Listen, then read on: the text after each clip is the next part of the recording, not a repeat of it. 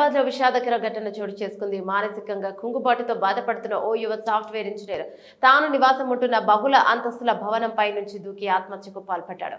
Narsingi police స్టేషన్ల పరిధిలో కోకాపేటలో శనివారం ఉదయం జరిగిన ఈ ఘటన ఆలస్యంగా వెలుగులోకి వచ్చింది. నార్సింగి పోలీసులు ఇన్స్పెక్టర్ హరికృష్ణారెడ్డి స్థానికుల కథనం ప్రకారం మృతుడిని ఢిల్లీకి చెందిన అమెన్వెన్ 32 ఏళ్ల వ్యక్తిగా గుర్తించారు. ఆయన తన భార్యతో కలిసి కోకాపేటలోని మై హోమ్ దొరకాయం అపార్ట్మెంట్ లోని ఒకటో టవర్ లో నివాసం ఉంటున్నారు. అమైన్లోని ఆయన భార్య ఇద్దరు సాఫ్ట్వేర్ రంగంలోని ఉద్యోగాలు చేస్తున్నారు.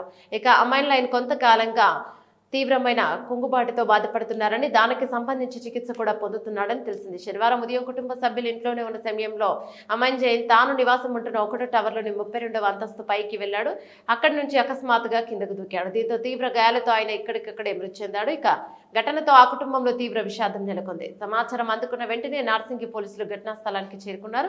మృతుడి కుటుంబ సభ్యులు ఇచ్చిన ఫిర్యాదు ఆధారంగా పోలీసులు కేసు నమోదు చేసుకుని దర్యాప్తు చేస్తున్నట్లు ఇన్స్పెక్టర్ హరికృష్ణారెడ్డి వెల్లడించారు. ఆత్మహత్యకు దారి తీసిన ఖచ్చితమైన కారణాలు, కృంగుబాటుకు సంబంధించిన పూర్తి వివరాలపై లోతుగా విచారణ జరుపుతున్నామని ఆయన తెలిపారు. పోస్ట్ మార్టం నిమిత్తం మృతదేహాన్ని ఆసుపత్రికి తరలించారు.